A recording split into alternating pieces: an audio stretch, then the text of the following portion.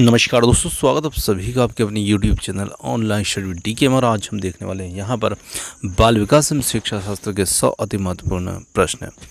तो ये प्रश्न आपके लिए उपयोगी होंगे आपके आने वाले टाइड एग्जाम के लिए। चाहे आप कोई भी टाइड एग्जाम हो जिसकी तैयारी में आप लगे हुए हैं, तो निश्चित ये प्रश्न आपके लिए काफ़ी हेल्पफुल रहेंगे। तो आइए बढ़ते हैं आज के इन प्रश्नों की ओर, देखते हैं बाल विकास एवं शिक्षा शास्त्र के अति महत्वपूर्ण प्रश्न। फर्स्ट क्वेश्चन की बात करते हैं, तो अध्यापक को पोषक ज्ञान की आवश्यकता होती है। तो देखिए, अध्यापक को पोषक ज्ञान की आवश्यकता क्यों होती है? बाल विकास के छात्रों के लिए रोगों की जानकारी के लिए, अभिभावकों को पोषण का ज्ञान प्रदान कराने के लिए। तो देखिए, कल हमने जो बाल विकास के क्वेश्चन देखे थे उसमें कहीं कहीं पोषण से संबंधित क्वेश्चन भी थे। तो बाल विकास के अंतर्गत जो पोषण होता है, यहाँ पर पोषक लिखा है, तो ये पोषण कह सकते हैं, पोषक या पोषण कह सकते हैं। तो शिक्षक को पोषण संबंधी जानकारी या ज्ञान की आवश्यकता क्यों पड़ सकती है? तो निश्चित रूप से बच्चों के पोषण संबंधी जानकारी, रोगों के बारे में, इन सभी बातों को ध्यान में रखते हुए शिक्षक को इन सब की जानकारी देने के लिए इसका ज्ञान होना आवश्यक है। आगे बढ़ते हैं अगले प्रश्न की ओर। अभिभावकों को पोषण का ज्ञान कराने का सर्वोत्तम अवसर होता है। तो शिक्षक अभिभावक गोष्ठी के माध्यम से यहाँ पर अभिभावकों को पोषण संबंधी ज्ञान कराने के लिए सर्वोत्तम अवसर हो सकता है। चलिए, पोषण की क्रिया को बाल विकास से संबंधित करने के लिए आवश्यक क्या है? तो देखिए, बाल पोषण की क्रिया को बाल विकास से संबंधित करने के लिए आवश्यक होगा निरंतरता। आगे बढ़ते हैं। अनिरंतरता का विकास प्रक्रिया में प्रमुख कारक है। तो यहाँ पर साधनों की अनिरंतरता जो होगी वो अनिरंतरता का विकास प्रक्रिया में प्रमुख कारक होगी। इसके साथ में अगला प्रश्न आता है, यहाँ पर एक बालक को संतुलित भोजन की उपलब्धता सप्ताह में 2 दिन होती है।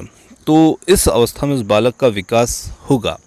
तो देखिए, यहाँ पर हम देख सकते हैं कि बालक को जब संतुलित भोजन ही सप्ताह में 2 दिन मिल पा रहा है, तो निश्चित रूप से उस बालक का जो विकास होगा वो कैसा होगा? तो वो विकास यहाँ पर रहेगा अनियमित ही बालक का विकास रहेगा।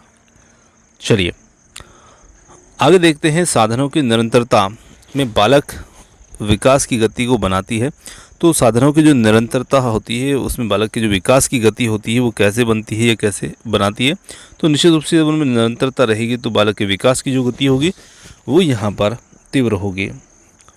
आगे देखें, साधनों की अनिरंतरता बालक के विकास को बनाती है। जब निरंतरता जो है वो तीव्र बनाती है, तो अनिरंतरता जो होगी वो बाल विकास को बनाएगी यहाँ पर मंद। एक बालक में विद्यालय के प्रथम दिन अध्यापक एवं विद्यालय के प्रति अरुचि उत्पन्न हो जाती है, तो उसका प्रारंभिक अनुभव माना जाएगा। तो देखिए, जब एक बालक में विद्यालय के प्रथम दिन अध्यापक एवं विद्यालय के प्रति ही अरुचि उत्पन्न हो जाती है, तो निश्चित रूप से उसका प्रारंभिक जो अनुभव होगा वो माना जाएगा दोषपूर्ण यहाँ पर। चलिए, सर्वोत्तम विकास के लिए प्राथमिक अनुभवों का स्वरूप होना चाहिए। तो यहाँ पर सर्वोत्तम विकास के लिए प्राथमिक अनुभवों का स्वरूप जो होना चाहिए वो होना चाहिए सुखद। एक बालक प्रथम अवसर पर एक विवाह समारोह में जाता है। यहाँ पर उसको अनेक प्रकार की विसंगतियाँ दृष्टिगोचर होती है, तो माना जाएगा कि बालक का सामाजिक विकास यहाँ पर होगा। तो देखिए, जब बालक को यहाँ पर अनेक प्रकार की विसंगतियाँ दृष्टिगोचर होती है, तो बालक का जो विकास होगा वो यहाँ पर सामाजिक विकास जो होगा वो मंद गति से होगा। आगे देखते हैं, अगला प्रश्न आता है, शिक्षण कार्य में बालक के प्रारंभिक अनुभव को उत्तम बनाने का कार्य करने के लिए शिक्षक को प्रयोग करना चाहिए। तो शिक्षक को यहाँ पर क्या प्रयोग करना चाहिए? तो शिक्षक को यहाँ पर शिक्षण सूत्रों का प्रयोग इसमें करना चाहिए। आगे देखते हैं, परवर्ती अनुभवों का संबंध होता है। तो परवर्ती अनुभवों का संबंध जो होता है वो किससे होता है? तो परवर्ती अनुभवों का संबंध जो होता है वो यहाँ पर होता है परिणाम से। परवर्ती अनुभव का प्रयोग किया जा सकता है। तो परवर्ती अनुभवों का प्रयोग विकास की परिस्थिति निर्माण में विकास के मार्ग को प्रशस्त करने में परवर्ती जो अनुभव होते हैं उनका प्रयोग यहाँ पर किया जा सकता है। अगले क्वेश्चन की बात करते हैं। अगला क्वेश्चन आता है, बाल केंद्रित शिक्षा में प्राथमिक स्तर पर सामान्यतः किस विधि का प्रयोग उचित माना जाएगा? तो देखिए, यहाँ पर प्राथमिक स्तर की बात की जा रही है और बाल केंद्रित शिक्षा की बात की जा रही है, तो इसमें जो खेल विधि होगी इस विधि का प्रयोग जो है ये उचित माना जाएगा। बाल केंद्रित शिक्षा का प्रमुख आधार क्या है? तो यहाँ पर बाल केंद्रित शिक्षा का प्रमुख आधार जो होता है वो होता है बालक का केंद्र मानना। तो यानी कि बालक को केंद्र में माना जाए। बाल केंद्रित शिक्षा में किसकी भूमिका गौण होती है? तो यहाँ पर शिक्षक की भूमिका जो होगी वो गौण होगी। आगे देखिए, बाल केंद्रित शिक्षा में प्रमुख भूमिका होती है, तो यहाँ पर बाल केंद्रित शिक्षा में प्रमुख भूमिका जो होती है वो होती है बालक की भूमिका प्रमुख होती है। आगे बढ़ते हैं, बाल केंद्रित शिक्षा का उद्देश्य होता है, तो बाल केंद्रित शिक्षा का जो उद्देश्य होता है वो होता है बालक की रुचियों का ध्यान, अंतर्निहित प्रतिभाओं का विकास, इसी के साथ में गतिविधियों का विकास, ये बाल केंद्रित शिक्षा का यहाँ पर उद्देश्य होता है। चलिए आगे बढ़ते हैं अगले प्रश्न की ओर। बाल केंद्रित शिक्षा में शिक्षा प्रदान की जाती है, तो यहाँ पर बाल केंद्रित शिक्षा में शिक्षा जो होगी प्रदान की जाएगी कविताओं और कहानी के रूप में जो है शिक्षा यहाँ पर प्रदान की जाएगी। आगे बढ़ते हैं, बाल केंद्रित शिक्षा में प्रमुख स्थान दिया जाता है, तो बाल केंद्रित शिक्षा में प्रमुख स्थान जो दिया जाता है वो दिया जाता है गतिविधियों एवं प्रयोगों को विशेष स्थान यहाँ पर दिया जाता है। प्रगतिशील शिक्षा का आधार होता है, तो प्रगतिशील शिक्षा का आधार जो होता है वैज्ञानिकता एवं तकनीकी जो होती है वो यहाँ पर प्रगतिशील शिक्षा का आधार होता है। शिक्षा में प्राथमिक स्तर पर खेलों का प्रयोग जो है माना जाता है, तो यहाँ पर शिक्षा में प्राथमिक स्तर पर खेलों का प्रयोग माना जाता है बाल केंद्रित शिक्षा। आगे देखते हैं अगला क्वेश्चन है, शिक्षण प्रक्रिया में यंत्रों का प्रयोग किसकी देन माना जाता है? तो यहाँ पर शिक्षण प्रक्रिया में यंत्रों का प्रयोग जो है ये देन माना जाता है प्रगतिशील शिक्षा के। इसी के साथ में अगला क्वेश्चन आता है, समाज में अंधविश्वास एवं रूढ़िवादिता की समाप्ति के लिए आवश्यक है, तो समाज में अंधविश्वास एवं रूढ़िवादिता की समाप्ति के लिए आवश्यक होगी प्रगतिशील शिक्षा। आगे आता है, शिक्षण अधिगम की प्रक्रिया को प्रभावी बनाना उद्देश्य है। तो देखिए, शिक्षण अधिगम की जो प्रक्रिया है उसको प्रभावी बनाना उद्देश्य है, ये बाल केंद्रित शिक्षा और प्रगतिशील शिक्षा का उद्देश्य है। बाल केंद्रित शिक्षा में प्रगतिशील शिक्षा में पाया जाता है, तो दोनों में घनिष्ठ संबंध पाया जाता है बाल केंद्रित शिक्षा और प्रगतिशील शिक्षा में। विशेष बालकों के लिए उनकी शैक्षिक आवश्यकता की पूर्ति की जाती है, तो निश्चित रूप से विशेष बालकों के लिए उनकी जो शैक्षिक आवश्यकता की पूर्ति की जाती है वो बाल केंद्रित शिक्षा में की जाती है। आगे देखिए, पाठ्यक्रम विविधता देन है, तो पाठ्यक्रम विविधता बाल केंद्रित शिक्षा एवं प्रगतिशील शिक्षा की देन है। इसके साथ में अगला क्वेश्चन आता है, छात्रों के सर्वांगीण विकास का उद्देश्य निहित है, तो बाल केंद्रित शिक्षा एवं प्रगतिशील शिक्षा में छात्रों का सर्वांगीण विकास जो है ये इसका उद्देश्य निहित है। एक विद्यालय में जाति के आधार पर बालकों को उनकी रुचि के एवं योग्यता के आधार पर शिक्षा प्रदान की जाती है, तो इसी शिक्षा को माना जाएगा। तो देखिए, जाति के आधार पर, उनकी रुचि के आधार पर, उनकी योग्यता के आधार पर शिक्षा प्रदान की जाती है, तो यहाँ पर शिक्षा जो है वो बाल केंद्रित शिक्षा ही रहेगी। चलिए आगे देखिए, बालकों को विद्यालय में जाति के आधार पर बालकों को उनकी रुचि एवं योग्यताओं के अनुसार शिक्षा दी जाती है, थोड़ा सा मिसप्रिंट है यहाँ पर, और उनकी शिक्षा को माना जाएगा। तो यहाँ पर देखिए, अभी जो प्रश्न देखा था वैसे ही प्रश्न है, यहाँ आदर्शवादी शिक्षा, बाल केंद्रित शिक्षा आदि नाम से उसको नाम दिया है। बाल केंद्रित एवं प्रगतिशील शिक्षा है, तो यहाँ पर एक दूसरे की पूरक ये हैं। आगे देखिए, बाल केंद्रित शिक्षा प्रगतिशील शिक्षा के विकास में महत्वपूर्ण योगदान है, तो यहाँ पर मनोविज्ञान, विज्ञान और तकनीकी का इनमें महत्वपूर्ण योगदान रहेगा। एक बालक की लंबाई 3 फुट थी, 2 वर्ष के बाद उसकी लंबाई 4 फुट हो गई। बालक की लंबाई में होने वाला परिवर्तन को माना जाएगा, तो यहाँ पर उसके परिवर्तन को माना जाएगा बुद्धि और विकास से संबंधित माना जाएगा। स्किनर के अनुसार बुद्धि एवं विकास का उद्देश्य है, तो स्किनर के अनुसार बुद्धि एवं विकास का उद्देश्य जो है वो है प्रभावशाली व्यक्तित्व जो है ये इसमें रहेगा। चलिए आगे अगला क्वेश्चन आता है,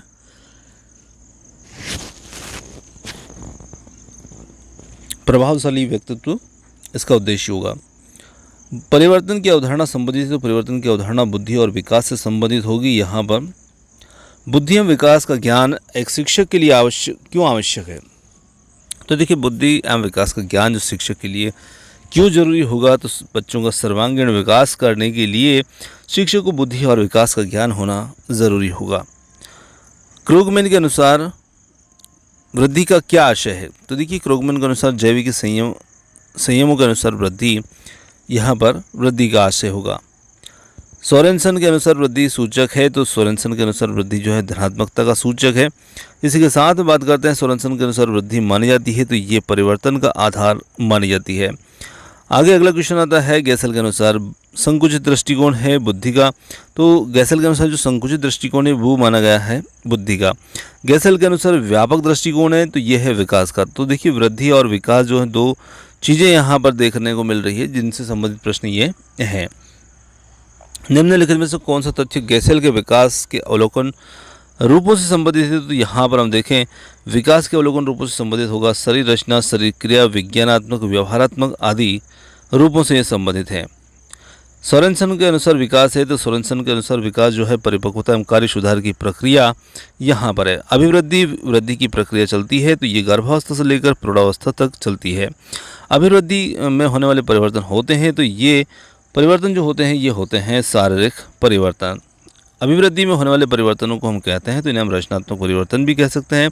और अभिवृद्धि में का क्रम मानव को ले जाता है तो वृद्धा अवस्था की ओर ले जाता है, यानी कि धीरे धीरे ये जो अभिवृद्धि का क्रम होता है ये मानव को वृद्धावस्था की ओर ले जाता है। चलिए आगे देखें, अभिवृद्धि कहलाती है तो इसे हम कोशिकीय वृद्धि के नाम से भी जानते हैं। अभिवृद्धि एक धारणा है तो अभिवृद्धि एक संकीर्ण धारणा यहाँ पर रहेगी। अभिवृद्धि का संबंध है तो ये संबंध जो है शारीरिक परिवर्तनों से इसका संबंध होता है। अभिवृद्धि एक साधारण प्रक्रिया भी कह सकते हैं इसको हम, और इसी के साथ में अभिवृद्धि की प्रक्रिया संभव है, मापन के माध्यम से ये संभव है। और अगला प्रश्न है वृद्धि एवं विकास के संदर्भ में सत्य है, तो यहाँ पर देखिए अभिवृद्धि बाद में होती है, विकास पहले होता है, ये यहाँ पर सत्य होगा। विकास की प्रक्रिया में होने वाले परिवर्तन माने जाते हैं तो यहाँ पर विकास की प्रक्रिया में होने वाले परिवर्तन जो है ये माने जाते हैं गुणात्मक परिवर्तन। आगे देखिए विकास की प्रक्रिया के परिणाम हो सकते हैं तो यहाँ पर रचनात्मक एवं विध्वंसात्मक परिणाम इसके हो सकते हैं। विकास के प्रमुख संबंध की बात करें तो विकास का प्रमुख संबंध जो है परिपक्वता से होता है। विकास का क्षेत्र को माना जाता है तो विकास का क्षेत्र है एक व्यापक प्रक्रिया से इसका संबंध जो है क्षेत्र माना जाता है। आगे बात करें विकास की प्रक्रिया को कठिनाई के आधार पर स्वीकार किया जाता है तो जटिल प्रक्रिया के रूप में इसे स्वीकार किया जाता है। आगे देखें अगला क्वेश्चन आता है विकास की प्रक्रिया में समावेश होता है तो इसमें वृद्धि एवं परिपक्वता का समावेश देखने को मिलता है। विकास की प्रक्रिया संभव है तो यहाँ पर विकास की प्रक्रिया का संभव है भविष्यवाणी करना, ये यहाँ पर संभव होगा।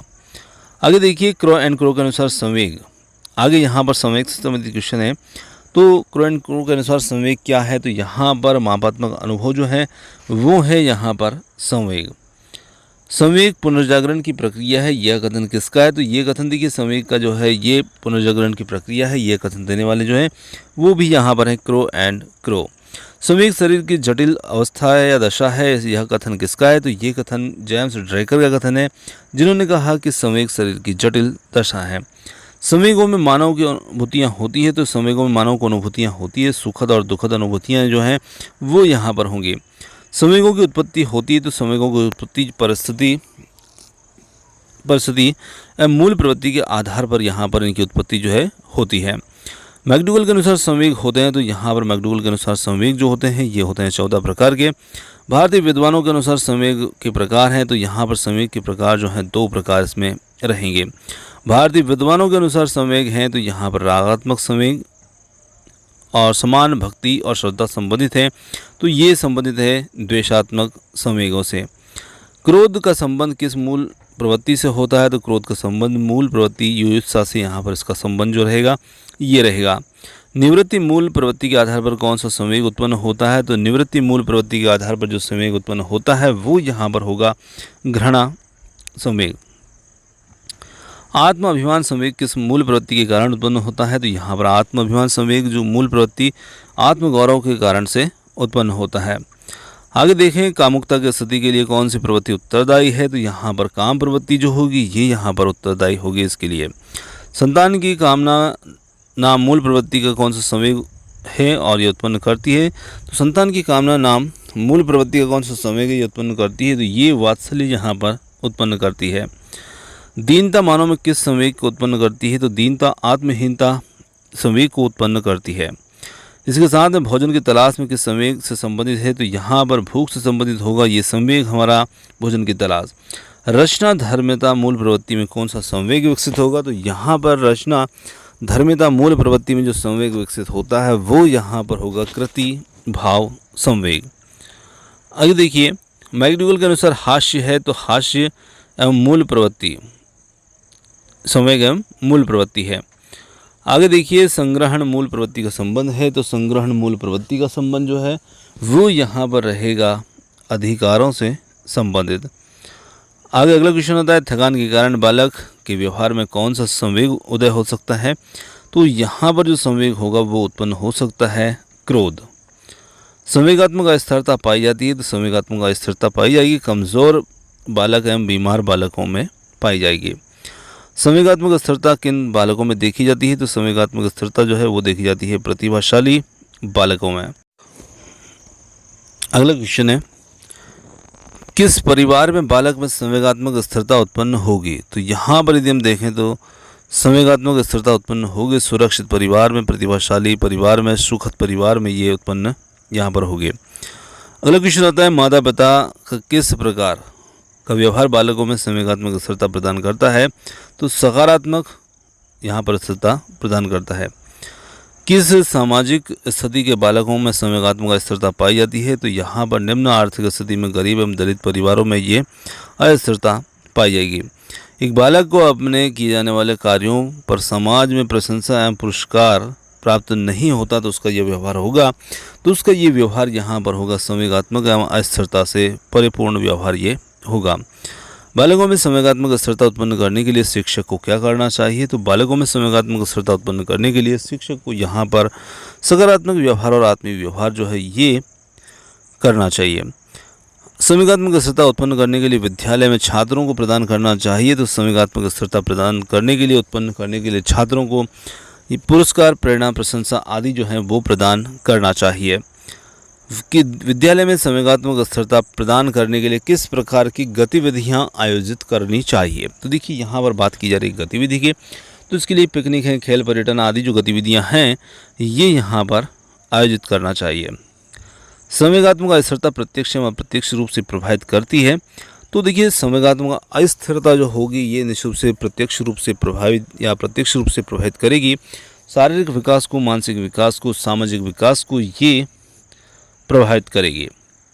आगे देखें, आश्चर्य संवेग का उदय एक बालक में किस मूल प्रवृत्ति के कारण से होता है? तो आश्चर्य संवेग का उदय जो है बालक में जिज्ञासा मूल प्रवृत्ति के कारण से उत्पन्न होगा। समाजीकरण एवं व्यक्तित्वकरण की एक ही प्रक्रिया के पहलू हैं और यह कथन है, तो ये कथन यहाँ पर है मेकाइवर का, ये कथन यहाँ पर रहेगा। विद्यालय समाज का लघु रूप है, यह कथन किसका है? तो ये कथन जो है यह जॉन डेवी का कथन है। आगे है, वह प्रक्रिया जिसमें बालक अपने समाज में स्वीकृत तरीकों को सीखता है तथा अपने व्यक्तित्व का अंग बनाता है, उसे हम कहते हैं, तो उसे हम कहेंगे यहाँ पर सामाजिक परिवर्तन, इसे हम कहेंगे। बालक के समाजीकरण की सबसे महत्वपूर्ण संस्था है, तो बालक के समाजीकरण की सबसे महत्वपूर्ण संस्था यहाँ पर होगा परिवार जो है वो सबसे महत्वपूर्ण संस्था होगा। बालक के समाजीकरण के लिए प्राथमिक व्यक्ति कहा गया है, तो बालक के समाजीकरण के लिए प्राथमिक व्यक्ति जो है वो कहा गया है माता को। बालक समाजीकरण का चक्र अंतिम, बालक के समाजीकरण चक्र का अंतिम पड़ाव, तो ये पड़ाव लिखा है, तो ये पड़ाव है। पड़ाव बिंदु अपने में समाहित करता है, तो पड़ाव बिंदु जो है अपने में समाहित करता है वो करेगा पास पड़ोस को समाहित करता है। समाजीकरण एक प्रकार का सीखना है जो सीखने वालों को सामाजिक कार्य करने के योग्य बनाता है, और यह कथन जो है ये कथन है जॉनसन का, ये कथन है। समाजीकरण आशय रास के अनुसार बालकों में कार्य करने की इच्छा को विकसित करना है, तो समूह अथवा एक साथ कार्य करने में बालकों को कार्य करने की इच्छा विकसित करना है। चलिए आगे अगला क्वेश्चन आता है, समाजीकरण को सामाजिक अनुकूलन की प्रक्रिया किस विद्वान ने स्वीकार की है? तो समाजीकरण को सामाजिक अनुकूलन की प्रक्रिया जो स्वीकार की है वो है यहाँ पर रास। दोस्तों यहाँ पर आज के जो बाल विकास से संबंधित जो क्वेश्चन थे ये समाप्त होते हैं, और क्वेश्चनों को कैसे लगे कमेंट्स करके ज़रूर बताइएगा। वीडियो पसंद आया तो वीडियो को लाइक शेयर, चैनल को सब्सक्राइब कर सकते हैं, और आपने जो समय दिया उसके लिए बहुत बहुत धन्यवाद। Thanks for watching. मिलते हैं जल्दी ही एक और नए किसी वीडियो के साथ। धन्यवाद।